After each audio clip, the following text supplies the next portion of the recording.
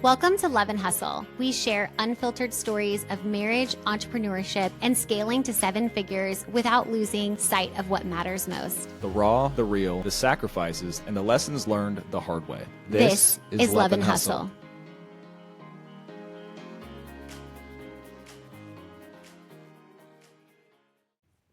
This is episode 2 of how to find good versus great coaching. We'll be talking everything from courses to masterminds to workshops to styled shoots. In this podcast episode, we're going to help you to identify what your business truly needs and what your learning style is. The worst thing that you can possibly do is to invest in a course that you didn't need after all, or to invest in a course that, or program, mastermind, whatever it may be, that doesn't actually align with your learning style. We will be talking how to identify the good versus the bad and what questions to ask before you invest. We'll talk red flags and green flags and all things about education and this amazing space that is filled with so many incredible learning opportunities. Let's jump in. Hey guys, welcome back to Love and Hustle. This is the podcast where couples, companies, and chaos collide. So let's dive in. We are here with part 2 with Stephanie Garneau of Legacy Photography based in Oxford, Mississippi. If you missed episode 1, definitely go back and watch. We are diving into all things education, more specifically in the photography space, but even if you're not a photographer, you will probably find these episodes really helpful. If you plan to invest in a mastermind, a course, really any sort of education, mentorship, workshop, retreat in the coming year, these 2 podcast episodes are going to make sure that you just are in the right place and aligned with your investment.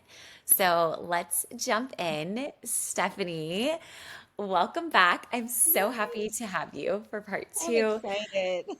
If you also haven't listened to part 1, you know that we are chatters and we get off on some tangents, which I had to reel us in a few times on the last episode.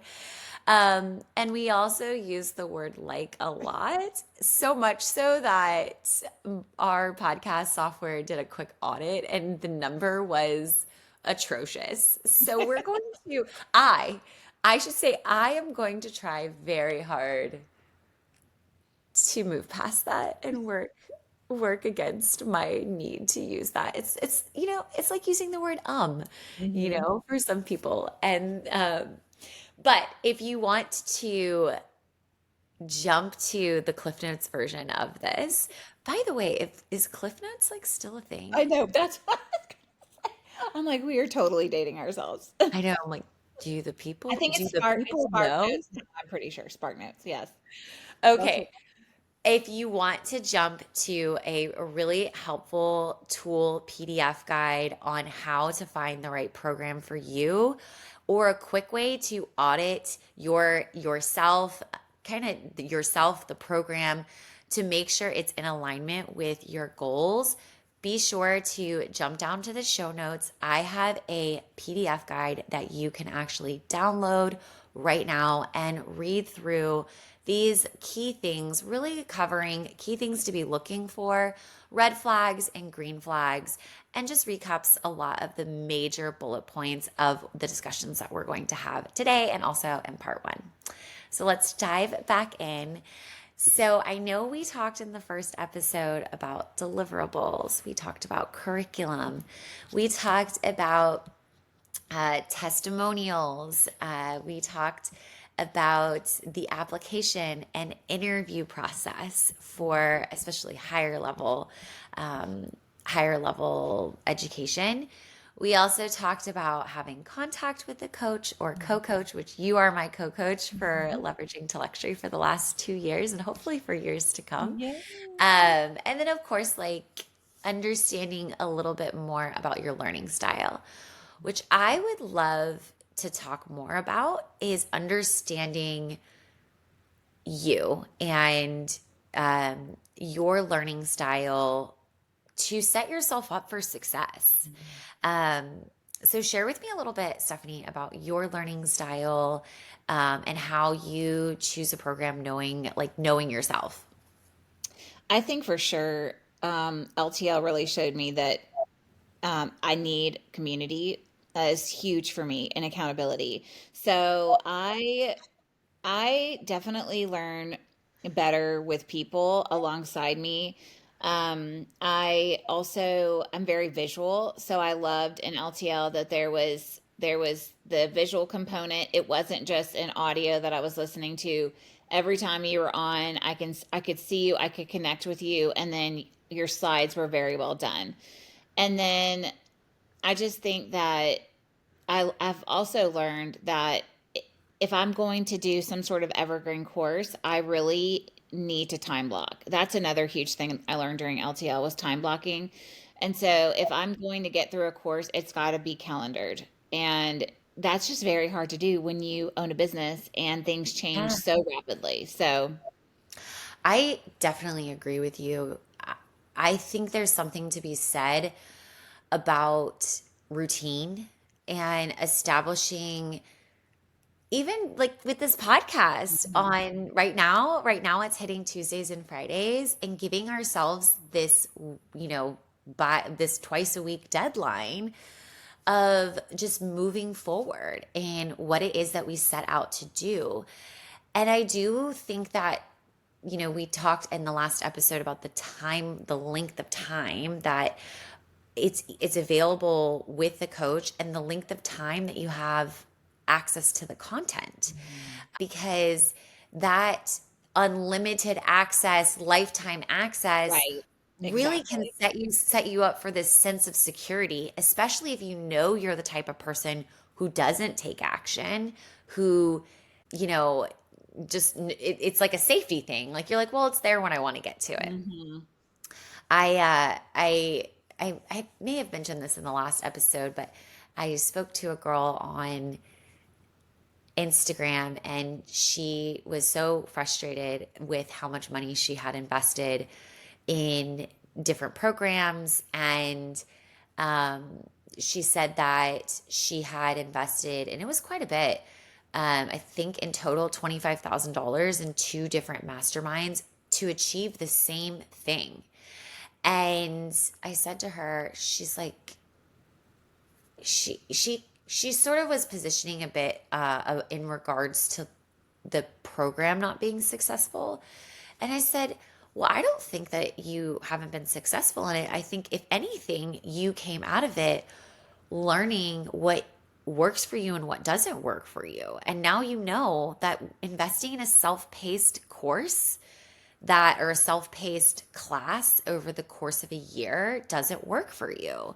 And so another thing I think was that as she got into one of the programs, she realized that the approach of the educator, the fundamental belief systems of that person did not align with who she Right. was. And so she was struggling to even be able to implement. And that's where I think listening, having a long following with somebody, even the onboarding process is going to say a lot about that person. And so finding your learning style and understanding your learning style is a component of being successful in what you invest in. And Right. it's on you to know, hey, I need accountability. I need showing up. I need community. I need visuals. I like self-paced. There's a variety of learning styles, and it's important for you as the student to do your homework and know what you need. It's to set yourself up for success. Um, I'm going to share really quickly. I'm looking into a coach, which I know I shared with you privately, and uh, she recently launched a course that has self-paced. She also has VIP where you get access to her. The access to her is fairly like written in like a written community where you're posting on a board and things of that nature. And it's open where other people can see it. And then I was going to take the program, and I started to really, I didn't, I've followed her for a while, but I felt that I didn't do my due diligence in her launch Right. process. Didn't show up for her webinar. I hadn't fully read the sales page. And as much as I wanted to just jump in with 2 feet, I was like, hold on, Brittany, like, let's just make sure that this is going to work. And so I went on her website and I started to click around off the sales page and I found one of her one on one pages. And I watched a video. She had a video walking you through one of her one on one student portals. And I was, first of all, I was blown away that she had a video walking you through the internal workings of the program because Right. there's not very there you don't see that very Right. much. So I started to sit back and like I was looking at this student and I was like, that's kind of me. That's actually what I need. I really need that. And so I messaged her and I was just, hey, I really am interested in your program. However, and I was very concise because I know her time is very precious. By the way, let me tell you this. So at this point, she sent me a Loom video looking at, I'm working on some background things. I'm basically, if everyone who's listening, Leveraging to Luxury is going to get a massive, like, what's the word? I don't want to use facelift because it's not a facelift. It's getting like revitalized. A glow I'm up.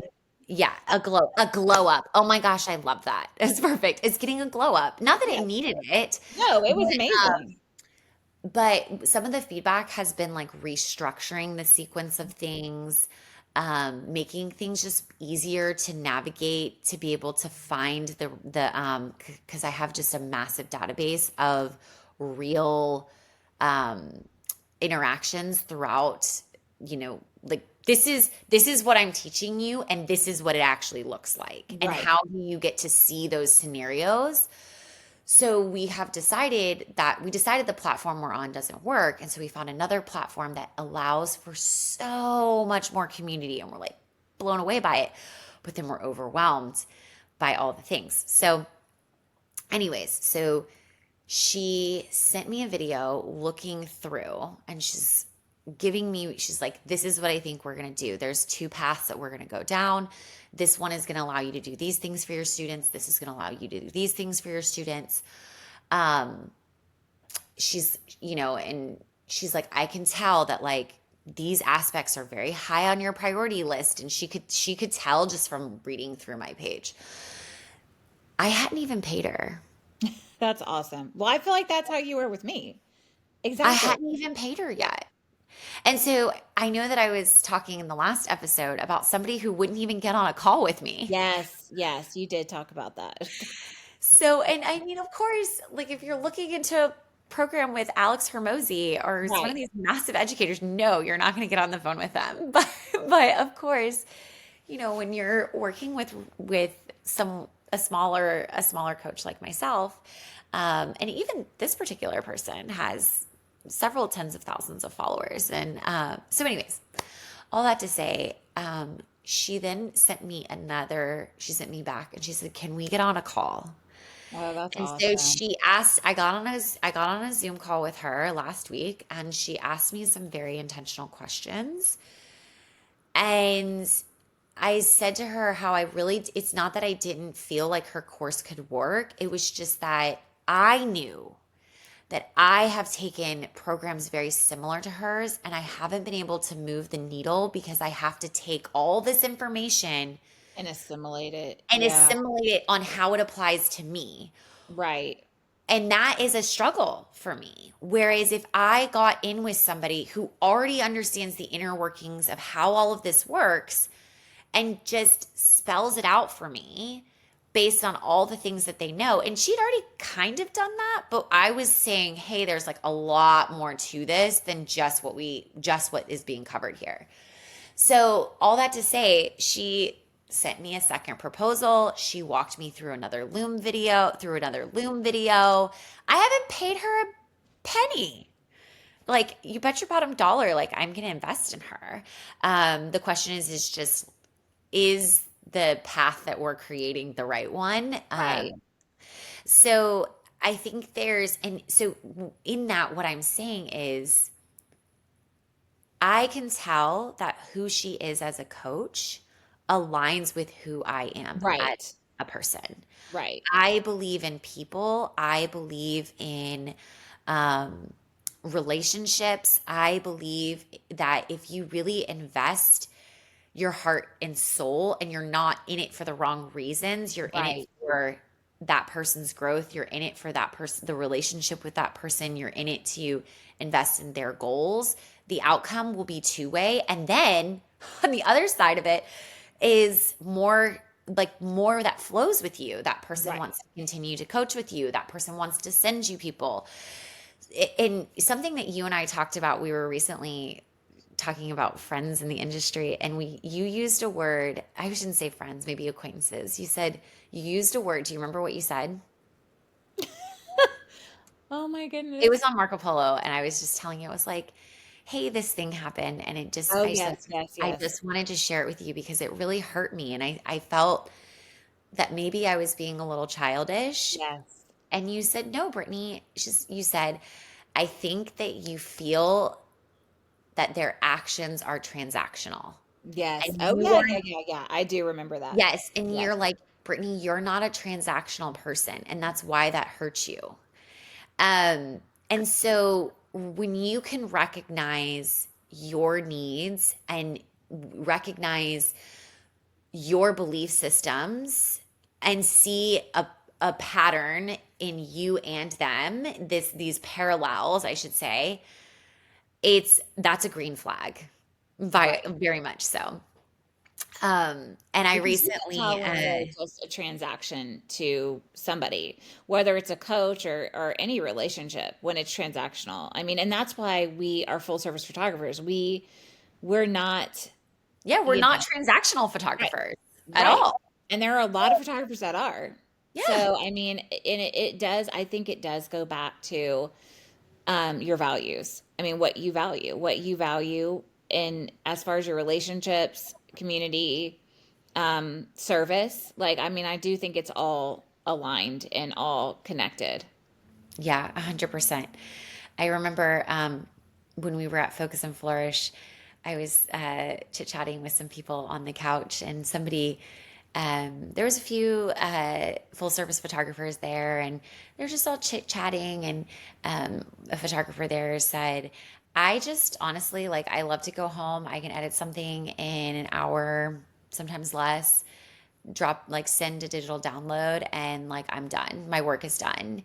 Mm. And that is for me, like knowing my program and knowing if that was said to me, I would tell somebody that my program's not a good fit for them, Mm.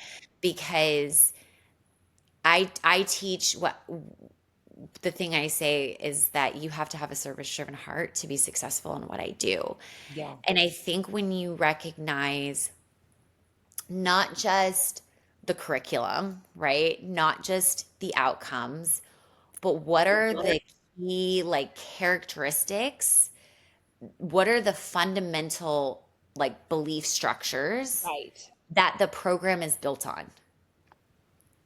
And that, and I think sometimes it's even hard to identify, which is why looking to the actual coach is so important, and not getting like shiny celebrity Oh my gosh. googly eyes, because Yes. Yes. Which I yeah, feel like is like just the world we live in general. I'm just, yeah. yeah, for sure. Don't ask me like, about somebody because I might not know who they are. Don't give me a test at the beginning of the podcast. Oh my God. No, you're fine. You're fine. Pop quiz. I know, right? Yeah. So just I think recognizing like the fundamental beliefs of yourself and Right. trying to find out trying to unveil if there's a parallel between those belief structures and the coach. So I'm super excited about my program. I can't wait to let you know when I finally It's going to be here in like the next probably 24 hours that I Oh finalize my what's God. this going to be. Yeah. So, That's exciting. okay. So, anyways, all that to say, anybody here who's taking LTL next year is getting a major glow up. I also will tell you guys that all the alumni are going to get access to all of the content, the past content. That has been something that has been begged because people are like, I wanted the updates. I love when I probably have had at least half a dozen people ask if they can take it again. Yes. It's amazing. And I think going back to what we just said, I think the reason why people want to take it again is for the accountability. The Yes. every Wednesday at 12:30 and your Eastern Standard Time. And they want to take it for the community. Yeah. Absolutely. And there's so much to LTL. I mean, it is so much information that, I mean, I have been with you now through 2 years of coaching, and every time I'm with you, I'm like, wait, oh yeah, like it's just because it's so much. It's just a good refresher, and it's so helpful. Like especially if Yeah. you're struggling with something particular. Yeah. It's funny because sometimes I'll have somebody, I have oftentimes like alumni will reach out to me and they'll be like, hey, I just want to like ask you. And I'll be like, well, did you do this? And Mhm. I'll point out a specific section or milestone in the client journey. And they're like, yeah, I've been kind of lazy at Yeah, that. right. Exactly. And it's so, I think that this continuation is going to be so great because it'll allow alumni to get like regrounded in this blueprint that like has worked and will continue to work. Obviously, there's going to be little nuances and tweaks here and there. And that's where like obviously having the alumni community is so amazing because we get to Mhm. support each other in that way. Okay, so we talked a little bit about knowing your learning style and understanding like you need to ask, is this live teaching? Is this pre recorded? If it's pre recorded, do you watch pre recorded content? Right. Um, is there any sort of maybe the pre recorded content? Is there supplemental homework, worksheets, tools, audits, um, spreadsheets? Is there any supplementary things that help you that maybe it is pre-recorded, but from the standpoint of how does it actually apply to you and your business? Are there supplemental tools to help you do that? And are there supplemental um, videos and things of that nature? I remember when I first started in-person sales, I just struggled to be like, I get the concept, but like, what does this actually look like? Right.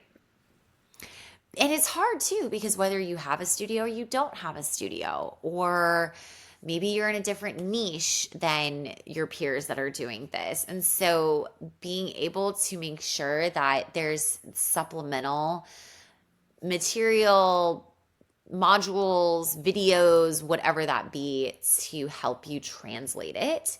And then, of course, for me, the pod calls are where for for LTL, where people get to have somebody look over everything and make sure that they are going in the right direction and talk through any holdbacks and stuff. So, Yeah. I love that you record your design and ordering appointments. And I think that's so helpful to be able to, to see and hear and know exactly what you're doing, because I think everybody does design and ordering appointments differently. And I think everybody's gifted differently. So mhm. I had done sales before I ever became a photographer. And my friends used to say you could sell ice to an Eskimo. I do think that if you have this type of personality that is just naturally like passionate about things, it is easier to sell because passion is contagious. And Mhm. when It you is. really love what you're doing, I mean, people want that. Even, Yeah. and then I mean it just is so much easier when you're selling, you know, the best products that you can get in this country. I mean, it's, like the photographer's framer. I mean, Yeah. it's, it makes it very easy, like when you're working with other businesses that can support that. Yeah, it was funny over the weekend. We went to a farmer's market and we got there early, like booths were still setting up. And we noticed, like the tape the line tape to get people to line up next to this sourdough station. And I was walking and I was at the booth and I was like, oh, there's already a line for me. I was like, must be some good bread.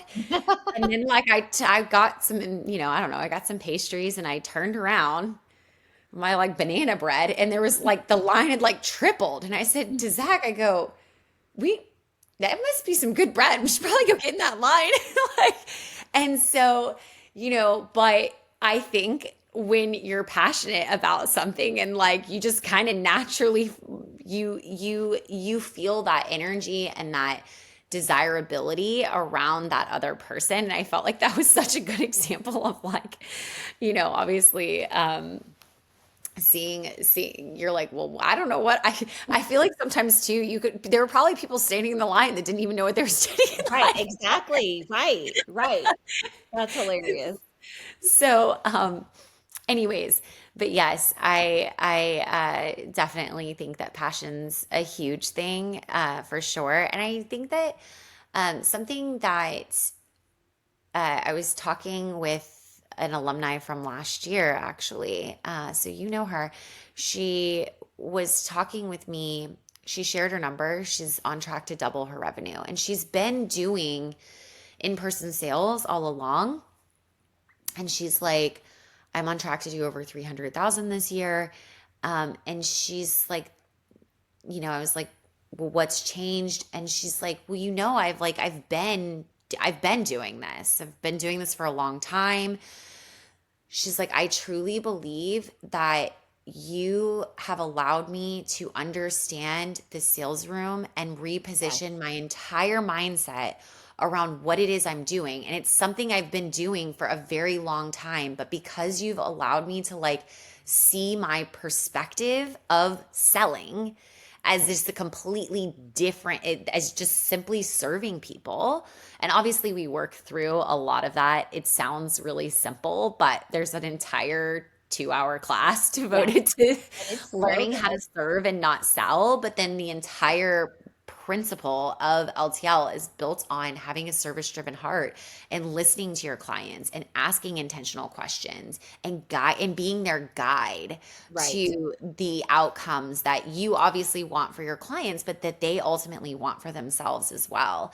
And so, but one of the things that she and I were talking about is she actually reached out to me. She's like, I'm thinking I might attend the retreat that you're hosting for the alumni, but I'm looking into a few other things. And we were just kind of talking out what those were.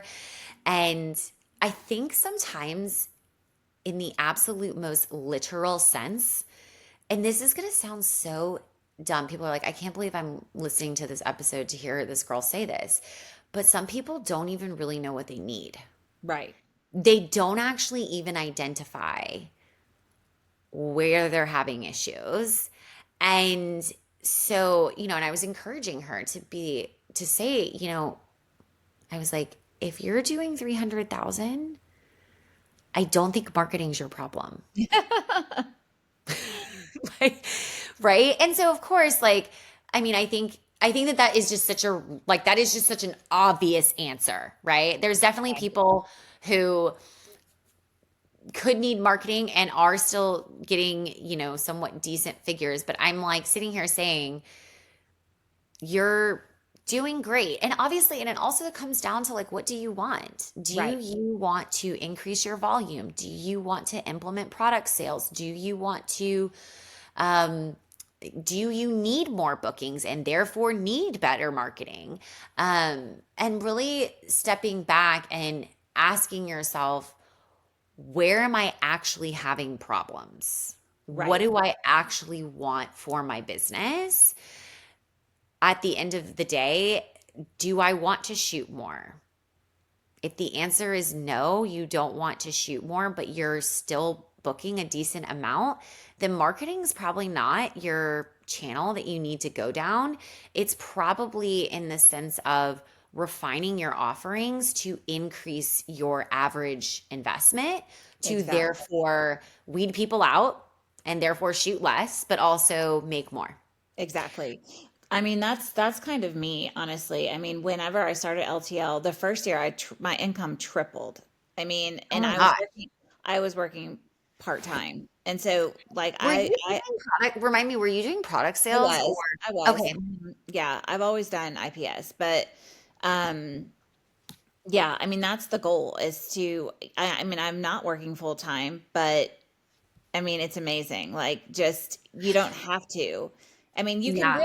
you can really tailor the program however you want. I think people see you and they see you running the volume that you do and the Hmm. numbers that you do and think, "Oh my gosh, well I don't really know if I want that." You know, Hmm. that's really not my goal, but it doesn't have to be. It really can be tailored to whatever you would like it to be. Hmm. Somebody today I was in chat with, and she said, "Yeah, I know somebody who almost took your program with me last year, but she said she didn't want to do installation." And I was like, "You what?" Like, Hire you don't somebody. have to. The number of times I've heard that just makes me giggle a little bit. You don't have to install frames to take this program. I don't install my frames. You can hire it out, and you also can allow your clients to come pick it up. Yeah, You can deliver it to their exactly. door. Yes. It depends. So like the degree of full service is like a variable, right? Um, it's truly as it can be totally created to you. And the part that I think is so amazing watching the alumni that you and I have gotten to coach is that you can be six figures and work part time Yeah. in this industry.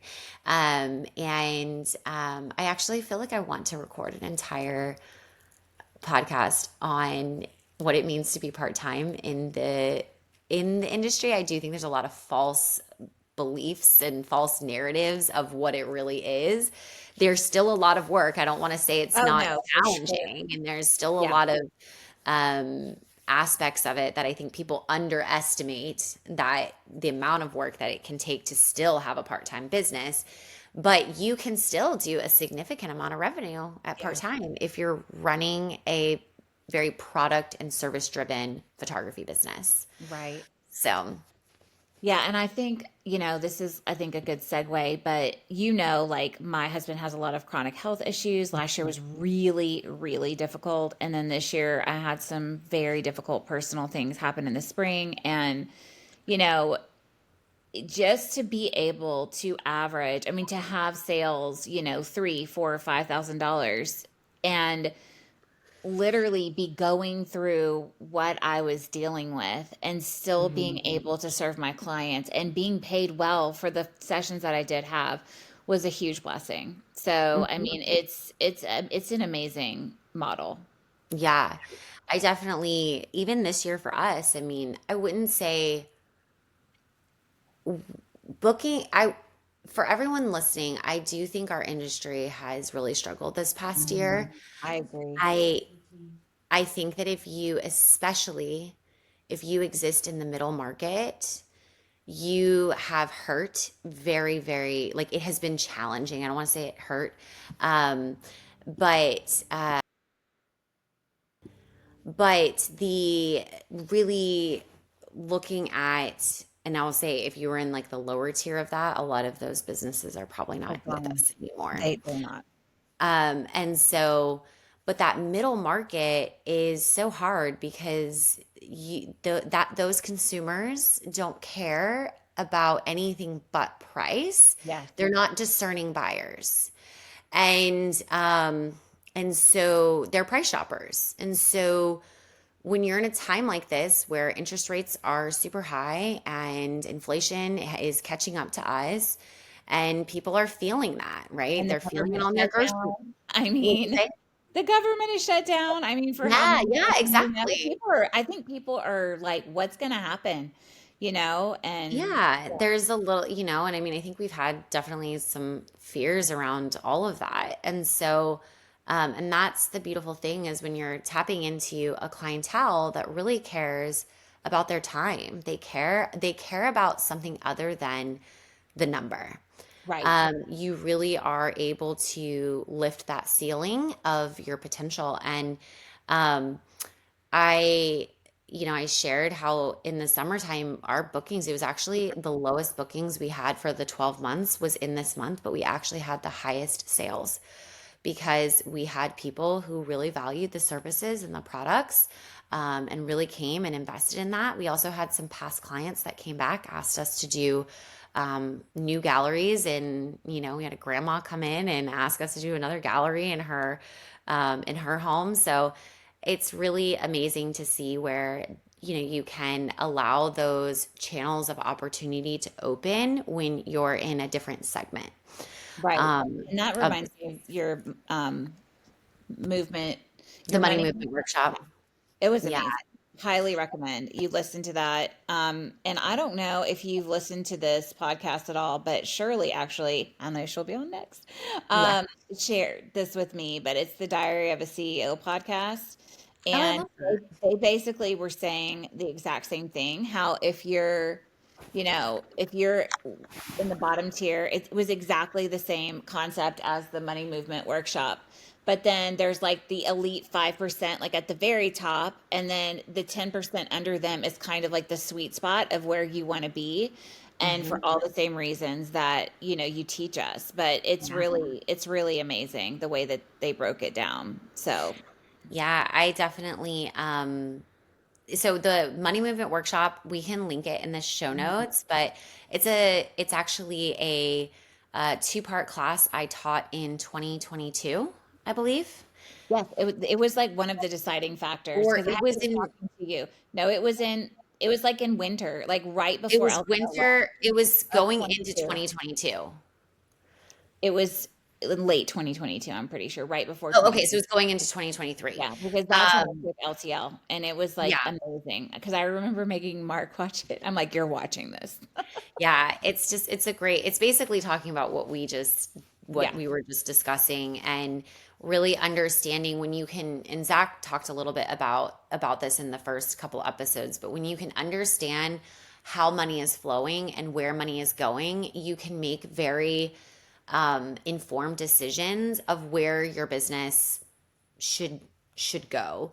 And I mean, that's to say, like, the more you know about how money is flowing in your own business and in our world and our society, the better you can make decisions about everything. So, but the money movement workshop just really recapped like uh, the post COVID bubble situation that we're in right now, and those understanding how that money moved through these segments of clients that we're talking about. I right. will totally agree on what you just said about the sweet spot. And there's the 10, and this is the sweet spot. And then you have like obviously like Yeah. the middle range. That I have had clients in that top 5%. Love them. Love them. It's a different set of needs. And I think it's kind of like the luxury client versus the uber luxury client. I think the sweet spots that is that little segment that Yeah, it was I really mentioned interesting. they mentioned. So now I want to pivot our conversation a little bit into we've talked a lot about knowing yourself, um, identifying your problem, identifying your learning style, understanding the course curriculum, the course structure, the community structure. Let's talk a little bit more about. We did in the last episode, we talked about the vetting process of like interviews, um, you know, the is there an application? Is the link just out there for anyone to join? How many people are allowed to join? We talked about that. I want to talk now a little bit about price points, and the salesy process that happens a bit when you're Right. actually, you know, going when a course is quote being launched, right? They're in launch mode is what coaches refer to it as. Um, the First, let's talk price point. We can say this about our businesses. You get what you pay for. Right. You get what you pay for. And in general, the higher quality the education, the higher the price point is. Right. In general, I will say I've heard people disagree that they've paid a lot of money for stuff and they did not get nearly what they thought they would get, or I which is do think that's could be true in the world of AI and social media that we're in because it's so easy. A lot of it is smoke and mirrors, you I know? was just going to use that verbiage. Yeah. Yeah, it really So, is true. And then, I mean, I have paid a lower price point for some things, like Caitlin James is a great example. She's been around for what, 15 years at this point. Her education is not that expensive, honestly, but it is really well done. Now, it is evergreen. It's not, you're not it's getting, but not that's where the price point is right. that you're probably not getting hands on from her. You're probably getting put into a massive community where there's tons of Exactly. people. You're Right. not getting one-on-one feedback. You're not getting a custom tailored map. You're not getting Right. feedback as you're She's not implementing. looking at your individual business. Yes, Yeah. absolutely. And so those are the things that reflect the price point that I just mentioned is like your contact to the coach, like are you getting um are you getting implementation support? Are Hmm. you getting implementation feedback? Um, is there a co-coach? I think a co-coach is I knew there was a point at which I needed help because I couldn't answer everyone's questions. So being able to have you come in and supplement, I think more than anything, even you being an alumni and a co-coach, you have so much real experience in it. And you actually got to be the student at one point. So you Yeah. understood the other side. You understood their seat. You aren't just somebody who happened to have a very similar business model to mine and can come in and alongside me. It's like, no, you were them at one point. Yeah, So absolutely. And I remember, I mean, I can just empathize like with where they are and their overwhelm and just speak into that in a way that, is just very natural. So, yeah. So price point, obviously, I would say let's just like throw out some numbers because it'd be really fun to like listen back to this episode in like 5 years, maybe 10 years as we throw out these numbers. So I would say courses probably range anywhere from, I mean, they can be as low as like $100 yeah. to 500 to like 700, depending on how many modules they are. Would you agree? Yes, I mean, I think a good like introductory course. I'm thinking like Jenna Kutcher, Caitlin James, something like that. They're like probably 297. They Hmm. may be a little higher than that now. But when I started, that's what they were. And I Hmm. would think some of them would go all the way up, depending on how extensive the courses were, to like 1200. But Hmm. I agree. it was really never higher than that. Yeah. I feel like for a course, there's really kind of a cap for just a traditional evergreen self-paced course, um, in that like $1,500 range. I think if you get some, maybe supplemental office hours in that price range, or Slack channel support, uh, Right. but you're probably not getting much one-on-one or true implementation.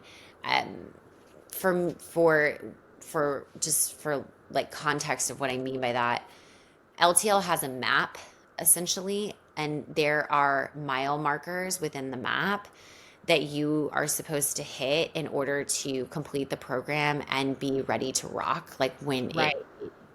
And the mile markers, some people like to you're doing these mile markers. Some people start pushing things out to their clients while they're hitting the mile markers, and Mhm. some people wait until they hit all the mile markers and then they push it out to their Right. clients. You can do it anyway. And in the LTL model, you have to, there's, I'm just going to throw it out. Let's just say that there's 10 mile markers, and in the client experience that you're going to create, you don't have to do all 10, like I was just saying. With installation, there's Mhm. certain ones that are non-negotiable, and then there's certain ones that can be customized to you. Oh, I should say this: the whole thing is customized to you Right. because you're like, for You're the example, business owner. like Michael, who is really close to you, who took LTL. Michael is in a town of like less than 5,000 people. And so, being able to, I don't know if that's accurate, but it's small. It I is think it small. might be less than 1,000. Like Oh, wow. it's Okay. like it's like where Kim Kelly is. It's tiny. Yeah. So I hope these our poor friends that we're just throwing out here in these small towns, but telling their story a little bit over here. But I think there's this belief that, well, if Brittany has done that, I can't apply that to my business because I don't have the clients that she has. I don't have the interest in the volume that she has. And Right. the entire thing can be completely customized to you, whether you're in a small town or a big city or international. It's been proven to work. I've coached in Germany, Australia, Australia. France, Canada, um, uh, the other countries leaving my brain. So a lot in Canada. So, but anyways, all that to say, it's totally customized to you. But back to the mile marker that I was saying is that at the beginning, middle, and end within the program, I check in to make sure that you're on track and that I'm able to make sure that if there's something that you're really having a trouble, like a hard time figuring out how to make this work in your business, me and your peers that are in your pod are going to help you figure that out. And then as you go through the program, they're going to help to hold you accountable once it's finished. Like Right. I'm here during, and then they're going to be like, we know that you struggled with this. So now we're going to make sure that you're actually going to finish. You're going to finish strong and implement it. Hold you to the implementation as it goes beyond the program. Right. So there's sort of this like beginning, middle, and end that happens in the program. And I think that that's really helpful. When I was talking to the coach that I'm working with to, really give LTL a glow up, I told her, I said, I think that those 3 mile markers are essential. And I don't think I cannot, I'm not willing to jeopardize those things for scalability. Like I want Right. to make sure that people feel really served well in this, in these like back end tweaks that we're making. So, but yeah, price point, I would say so for workshops are so variable. They are. Um, I find workshops to be something I feel that from the outside, I think workshops are probably one of the more risky investments because they tend to be a very high dollar amount for a very short period of time, 2 days, maybe 3 days. Um, and if you're just like off or if you get sick, I mean, I that actually happened to somebody I knew. She was really sick and she tried to sell her ticket and she wasn't able to sell her ticket. And it was a huge loss, right? And I mean, obviously like stuff happens. Um, but you have to realize that when you show up for those 3 days, eat your Wheaties.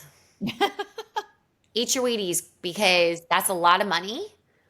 Like if you think about the investment in LTL and the amount of hours of Oh like goodness. hours and hours and hours Yes. of education that you're Oh getting, man. Just right? Marco In Polo support. alone. Yeah. Yes. Not yeah. I mean, it's Yeah. it's it's incredible, honestly. But then when you take that and you think about a workshop where you sit and you show up and you have a 6 hour day and then you have another 6 hour day and it's okay, like 12 hours of, and it's not Exactly. going to be all 12 hours of teaching. It's probably going to be more like 5 or, so when you really think about an investment of $3,000, $4,000 for a 2 day workshop, if you think about how much that is per hour, you need to show up and be ready. And you need to make sure that that's a really good investment because what you're getting, like, I feel like dollar for value is in that space. And I'm not saying that it's not valuable, it's just much higher. Right. And so you want to make sure that you're going to be able to really walk away with tools and, the things that are going to transform your editing or your posing or, your approach to your processes, whatever it is that they're teaching. I find what I have found really interesting is just in the last like year, people are paying a significant amount of money to be inspired, Yes. Or which like I has been said, like really, like they're starstruck and they just have to be like in the room with this person, and yeah, yeah, it's very interesting. which is very interesting to me. I do think maybe like post COVID, people are just, we've been, maybe you're in like a rut and you need to get pulled out. And if that's, but I also think sometimes I see people invest in, for example, so I'm just going to use somebody who's, I know, needs to do better job marketing. They're struggling to get bookings. They, have taken LTL, but you still have to go market in order to get clients. Like that never goes away. Like that's a relentless pursuit. Marketing never goes away. And so if bookings are hard, you don't need to be taking a workshop for posing. You need to be taking a class for marketing. Right. And so this goes back to that point of like, what do you really need? And asking yourself before you're spending tens of thousands of dollars to quote, be inspired or to like get out of a rut or what, you know, like, yeah, by all means, but I would like in those circumstances, I think posing and posing workshops are really great if you're just starting out or if you've kind of gotten into a place where you start to feel like you've lacked creativity or just create like rinse You're and like in a repeat, rut. Yeah. you're bored, but the times I have felt like that, I have found that I usually can call a friend and we can go and do some photo shoots of each other and pull ourselves out of it. But, that has really been something that I've found really interesting about our industry is that space to me is a lot riskier of an investment because you're not in this pursuit going back to like a curriculum, right? Like, how do you make inspiration measurable? Right. Well, I Yeah. think it's really interesting that you said like, you're going to be inspired, but you really need to be working on your marketing. I know for me personally, and this really goes back to mindset, is that a lot of times, it's easier to work on something or it's easier to want to be inspired, or it's easier to want to work on something creative than it is to really take a hard look at what you're not doing and like put your butt in the chair and do it, and I just think, I mean, that's just the honest truth a lot Yeah. of times. And I think that's why people maybe, don't do the things that they need to do. Um, because it is easier to just go and be with people and I'm not saying you're not doing any hard work there. I'm just saying that it's, Yes. you know what I'm Is saying? it the right work to be done? Right. Yeah. And so really understanding yourself, but as far as price point, I would say workshops anywhere from like 1,500, but I've seen them all the way up to like four and I $5,000. know. Especially I Um, feel like in the past year. and then even asking yourself, like, does that include lodging? Does that include meals? Does that include tools? Does that include any sort of like supplemental resources? Because I almost find too, in the times that I've been in workshops, um, is that you can't really pinpoint how someone actually creates something. Right.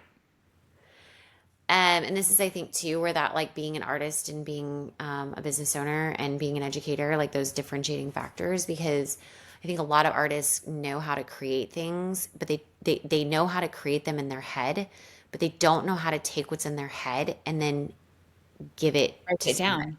Yeah. And so, making sure that if you're the type of person who needs someone to actually show you how to shoot something, are you going to be able to get that type of Right. structured feedback?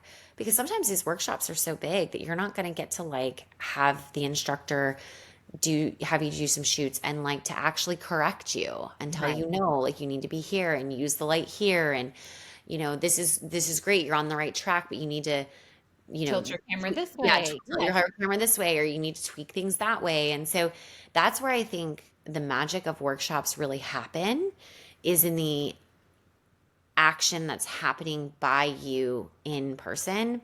I think there's a lot of beauty in listening and not trying to walk away with a portfolio, but to walk away with actually having the instructor break down their process and then allow you the opportunity to do it.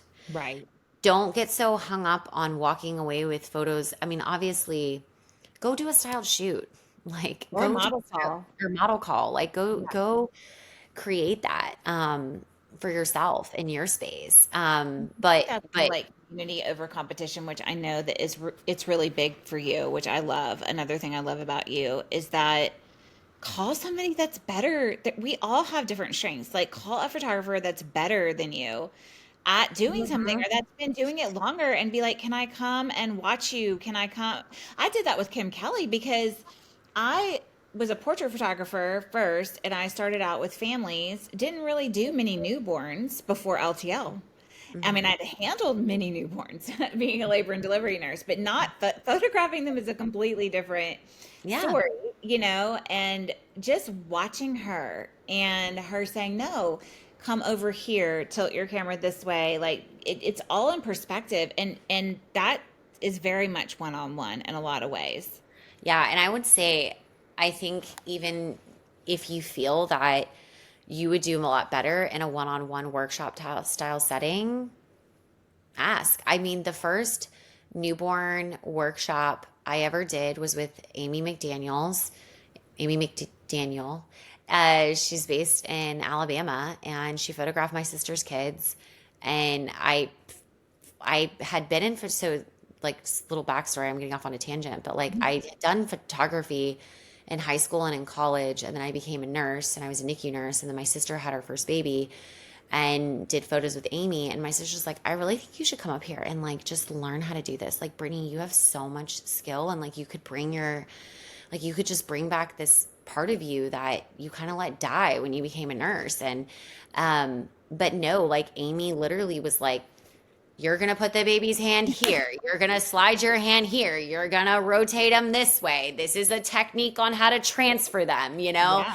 And even with all my skill as a NICU nurse, like you have to learn those things. And so to have somebody really like alongside you, I think I almost feel like the smaller the workshop, the more you're Yeah. probably going to really truly get out of it. Um, and so taking into account, with that price point, maybe it's a higher price point, but there's only 5 people. Right. That to me is going to have a lot of benefit. So the other thing is masterminds, which can range. I mean, I've seen masterminds all the way up into the 40,000, 50,000 price point. Because obviously I've looked into some pretty high level ones. Um, but I think really, truly, masterminds start at like 5,000. Is at this point like a Yeah. pretty much like that's like a like point of entry. I'll say the tricky thing about LTL, if you ask my alumni, I remember I did a one year I did a Q&A call, and I at the end I said, well, can I ask you guys a couple of questions, because we had a little bit of time left, and they were like, yeah. And I was like, so I'm working on LTL for next year, what do you guys think it's worth? And somebody goes, it's priceless. Like it's you can't even put a price on it. It's priceless. Like it literally changed my business. Like this was our last call, and she's like, it's already paid for itself like Yes. times four. Yes. I agree. And I she's mean, like, I thought it would. I mean, I would. It was worth $10,000 in 2023. Like, I yeah. mean, just. Yeah. And that's actually what she said. I think she was in like the 2022 group, and she said 10,000 is what I totally think that it could yield. But she's like, the problem is, Brittany, is that the people who need this don't Right. have that kind of money That's yet. right. Exactly. Yes. And so, I think for me, that's where having more people coming through it and having you alongside me to be able to like you know, uphold it. And so, that's like really been able for us to keep the price point, I think, attainable. But it is a stretch for people. I actually am going to be doing a podcast episode with someone from last year who actually borrowed money from a family member to join LTL, and she Awesome. has cleared over six figures this year. She told me, she's like, last year I struggled to even put Christmas presents under the tree, and this year I'm not even going to even think twice on whether or not what Christmas is going to look like for my kids. And so that's just like, I think too, there comes a point sometimes in your career where it takes money to make money. It does. So making those, Absolutely. and I think for me, these podcast episodes, that's what this is about for me, is being able to make sure, especially for those people who are in those positions of, hey, this is such a high investment. I want to make sure that if I am going to spend this money, am I going to actually get a return on it? All that to say, I think that for LTL, the the group component of that has allowed us to keep the price point more attainable for it, versus if it were in a smaller one-on-one setting. Because I teach currently, I teach live, and so if I can teach, you know, 20 people versus five people, it's the same amount of time in the live, right? It's really where I start to hit a max, and why I brought you in is the pod calls and the one-on-one onboardings. Those are those are very time consuming. I mean, if you think about it, last year there was close to Almost 30. 30 people. So if you think about that, that's like the amount of hours that I have to devote to those calls is quite a bit. So, Mhm. but It's not even Marco. yeah, I know it's not even including that. So, yeah, so we use in LTL, we use a group chat platform. A lot of people use Voxer, we use Marco Polo, and it's just a really great way that creates community. I think Marco Polo has been the backbone of what LTL has really thrived. It's how I think a lot of people have created the meaningful connections that have gone on. It's Absolutely. just, yeah. Yes. I So don't know if I did I share in episode one about the fact that like when I found out that we had to use Marco Polo. I think you did. Yeah, you're like, no, not And now another we talk app. every day. Like we still all talk every day. It's so And great. now, like, I have a Marco Polo subscription. It's like literally on my home screen. It's like smack dab in the middle of it. I know. So, yeah, it's such a great, it's such a great tool, and I think it's one that a lot of people, um, I think almost if you think about it, you almost can, if you don't fully understand it. And actually, it's really funny. I was talking to somebody else. She's like, when I took your mastermind, I don't think I fully knew like just how much like how much I was getting from it until I was in Right. it. That's exactly or until it was over. Yeah, Actually. and then just, yeah, and then I think the other thing too is because of the tools like Marco Polo that create the community, you realize how much you get out of it that you didn't even technically pay for, which Exactly. is the community and Exactly. the accountability and all of that comes with that element of it. So, anyways, okay, so let's talk briefly about discounts. You know that, like, I'm not a fan of discounts. Hmm. In general, I don't offer discounts on my products. I don't offer discounts on our session fees. I really feel that the price is the price. I do think there's people, especially in our clientele, that it's a cultural thing. People want to negotiate. They Yes. want Oh to my wheel and deal. It is definitely depending on where you're from and how you grew up. And so I don't take offense to it when people do that. But when it comes to discounts in the education space, there's a lot of deal closers. And I've learned them. I have taken many coaching programs for coaches, and I have learned the deal closers. And I think the biggest takeaway of that is that if there is a discount being offered, when it is being coupled with pressure, Right. that to me is a red flag. Right. I was talking to somebody recently who was looking into a program and it had like $1,000 discount or something. And I actually went into a program that had that same structure. And I asked her a very simple question. I said, would you rather spend, let's just say that it was a $6,000 program and that if she signed up in 24 hours, she got $1,000 off? I don't know. I'm just guessing because those are the common deal closers that I've heard in many of things. So, but I said, would you rather save $1,000 but lose 5,000 on a Right. program that you shouldn't have taken? Or would you rather spend $6,000 and know without question it was the right program for you? Right. Exactly. Yeah. And so, because to me, I would rather walk away from $1,000 to give myself the space to know that that was the right decision. Because a lot of these coaches are very firm about refunds. The one program that there's one I think I mentioned in episode 1 I really want to take. I'm just not in the right space of my business. I could not find any negative testimonials or any, like, I searched several groups. I went into Reddit. I searched all over the place. And every single negative thing I found was about her not giving refunds. And it was people with buyer's remorse. And she offered a pay in full discount, which I do. I offer a pay in full discount because essentially a payment plan has interest. Right. It has interest. The coach is taking a liability that they're not getting paid in full, so they want to have interest on the payment that they're not receiving until a month from now or however long it takes. But I think for me, I offer bonuses. I think bonuses, and what I have found is that usually if somebody really wants to take my program, the bonus is so good that they're like, I'm going to sign up in 24 hours because I want that. Right.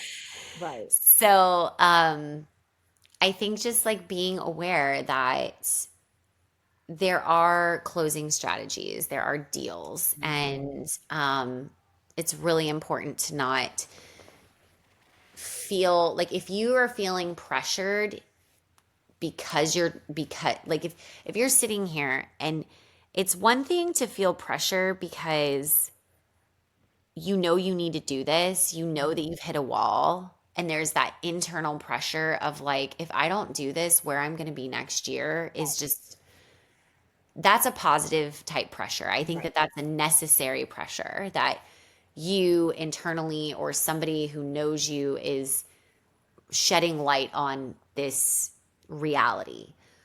But when there is pressure that is coupled with a discount, that is where I get very like, meh. Yeah. Now, I know that tons of coaches do it. I see it. It's a strategy. You'll see it all over the place and it works. And it works. But I just want to put it out there for people. So now let's like talk. Oh, and I will say also this. I'll pause that for a second. There's also early bird discounts. Early bird discounts are like, think of it as like crowdfunding. It's like, hey, I'm going to do this early bird discount. I learned this in launching a conference.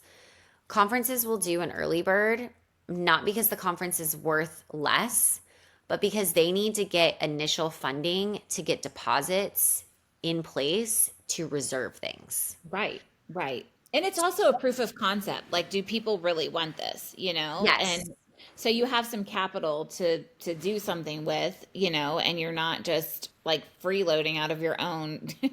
business. Yeah. But when it comes to like the digital space and all those things, um, you know, just being conscientious of it, I think is the Mhm. biggest thing. Go with your gut. Your gut's usually right. Exploitation of pain points was another thing I wanted to um, speak on, and I really believe in so there's like pain point marketing, and then there's transformation marketing, and I think that this is where you can assess the character of this educator. Because somebody who can write an entire website of copy speaking to all the negative things in your life to get Mhm. you to purchase, that foundational undertone of that versus somebody who's going to build an entire sales page website speaking to the transformation of who you will become Right. versus the person who you currently are. Now, by all means, do we need to have a look in the mirror? Right. Exactly. Yes, we do. And you have to have a look in the mirror, just going back to what I said, like, know what you need to learn. Like, if you're struggling to book, you don't need to take a posing class. Right. It just so so just being conscientious of what is being written. I think it's also very important to read the entire sales page. Look through the testimonials as well. If there's a testimonial, ask, is there somebody who has taken your program who is similar to me that you can connect me to? I connected you to Kim Kelly. You guys are Yeah. now like best friends. Besties, I yes. connected you to Kim Kelly before Kim. We've brought her up like 5 times in this I episode. know. We gotta have Kim on at this point. You But should. She's hilarious. I know. I Oh my love her. I gosh. adore her. But yeah, but like I was just like, listen, talk to Kim. Like she took the program. She's in a small town like you. She's in the South like you. Talk to her. Like I don't, I want you to feel confident in taking this program and the results she's been able to get. And speaking from like the other side of the program, not just my side and my interpretation of her experience, but actually hers. And so, but going back to um, reading through the entire website, I did consider a program once, and there was a couple of keywords that just really. I remember there was a coach that I was looking in to help me refine LTL, and she wrote the word, all you need is convincing copy Oh gosh. in her sales page. And Yeah. and it like, thank gosh I read it because, and I just felt like, I was like, I don't want to convince anyone to take my Yeah. program. I don't want persuasive, convincing. I want people to see the transformation, to look at like, well, one, Your look at the result. program, like let the program speak for Right. itself and then let the results speak for itself. Like, Right. I don't need to convince somebody with Right. my copy. Right. What Well, you're should, also very data driven. I mean, yeah. very data driven. And I So, think that comes from my nursing background yeah. is like, I literally lived a career, a brief career, but a career like only on data. I mean, that's Yeah. how healthcare is run is in practice, healthcare practice is run. Um, so yeah. And then I remember there was one other thing in there that I was, that it said, uh, she used the word, and this is so petty, but it stood out to me. But she used the word, like, all you need is a little bit of convincing copy and a few quick win testimonials. Oh And I was God. like, quick win testimonials? Like, how about like I changed your life testimonials? Right. I now on the LTL page, I now do case studies. And last year I featured Amber Williams, and I showed Amber Williams year over year growth and showing like where she was before the program, the year of the program, after the program, and the year after. And so that case study, and I'm like, that's what a few quick wins. I don't Yes. want people to be like, I got my first $2,000 sale. I want people to be like, I took an entire summer off and still made six figures. Right. you know, that's what I Exactly. want people. I want, like the testimony I was just talking about of the girl who's like, last year I didn't know how I was going to pay for Christmas. And this year it's not even a thought in my mind. That's transformation. Right. So, and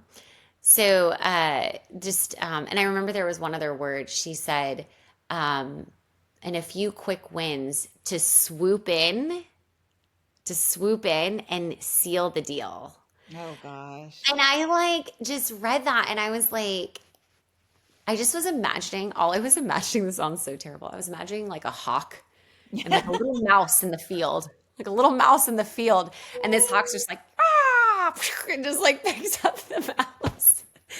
Anyways, and just swoops in. And it just felt very, yeah, it just didn't feel, it felt icky. Guilty. And I just knew, I'm like, I can't learn from somebody like Yeah. this. So that copy, and I mean, granted, people have copywriters, like I get it, but I mean, the coach is going to sign, the educator is going to sign off on what actually gets published on that site, and they hopefully read the entire thing and approve of it. So, yeah, so just being very aware of that.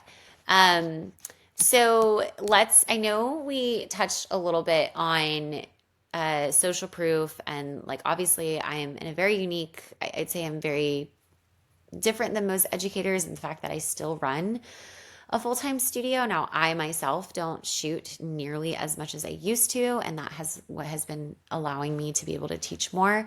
But I think that another thing to ask yourself is like, is what I want to learn, are they actively still doing that Right. or have been doing that in the last few years? And can I find social proof of that?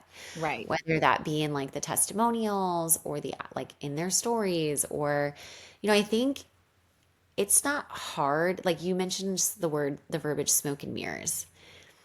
It's not hard to do a really good branding shoot. Right.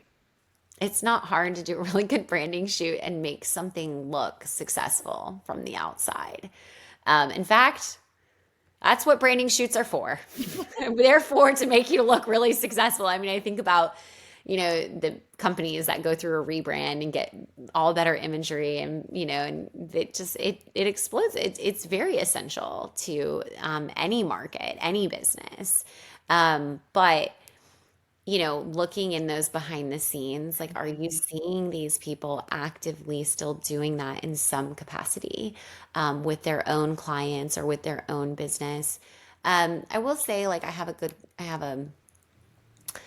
a client of mine who is in the beauty business, and she opened up a wax Club or a something. waxing, like, Yeah. and it exploded. Then she moved into eyebrow microblading, then she moved into lashes, then she moved into aesthetics, then she started to get into like micro needling, and then she sold her business and she moved in full time into coaching. And so now she coaches people on how to scale their beauty businesses. But I really wonder where she'll be in 10 Right. years. Right. Because she doesn't have a pulse on the industry. Yeah. Yeah. And I know her well enough to know that she's already planning. I know she is. Like she has there's other things in the background that are so much bigger than another beauty business that she's working on. I actually just like kind of watch her like in awe from the sidelines because I just can't wait to know what it is. And I kind of like low key ask a lot of nosy questions when I see her because I think she's such an inspiration. But yeah, it's like, okay, well, you can only really have a pulse on something for so long and really be able to actually relate to your students for so long once you've made that pivot. Right. So just making sure that if you're making an investment in somebody, that they really have a pulse on how that's going to translate for you in the current market. Because you and I both know what we were doing last year to convert leads to clients is not what we're doing Yes, this year, is that's not right. what we were even doing 6 months ago. Right, right. So, okay. Um, then, looking at results, I think goes hand in hand with the social proof as well as, um, what other students' results, not just their results, but their students' results. Mhm. Um, do you have any other thoughts to all of that? I just think that the way that you are super transparent, I mean, like you will show invoices, you will show your numbers, like, Hmm. year over year, like your growth, and it's not, it's not just manufactured. It's the real, it's the Hmm. real deal.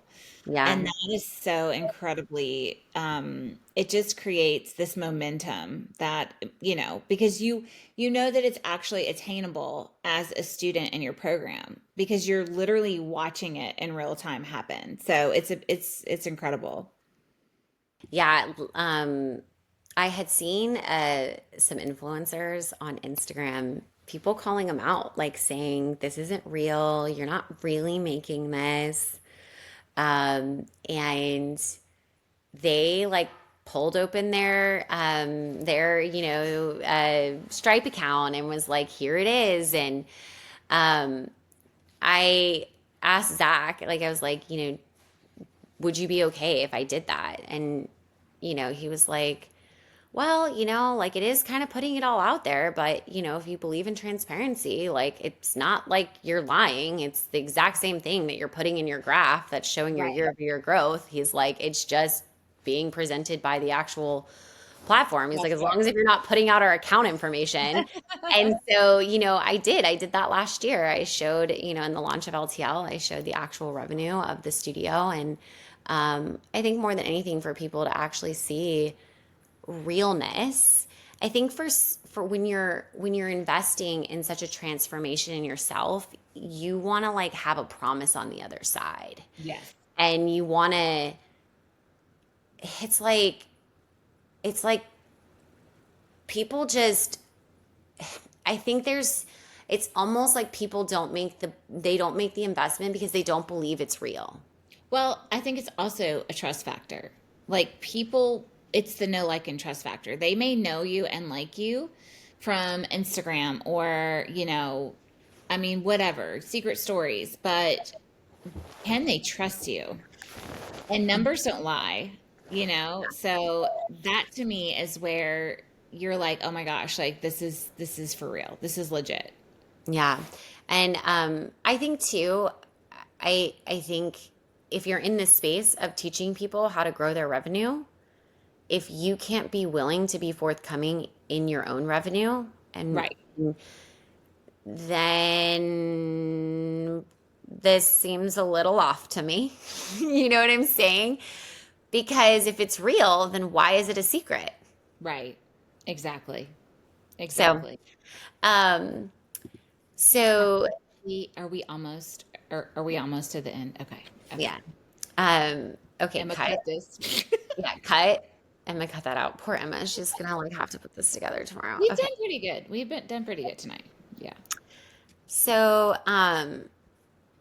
okay, so the last, like, one last thing I think would be really helpful to hit on is um, as far as how is the program developed? Yeah. Because I mean, now you can go into Chat GPT and be like, I saw an ad on Instagram that was like, write your entire course in less than 30 minutes Yeah. using AI. And actually, speaking of I thought about running my modules through AI and having them cleaned up through chat. And I contacted Whitney Bauer, who protects all of my intellectual property. She's like, absolutely not. Don't do it.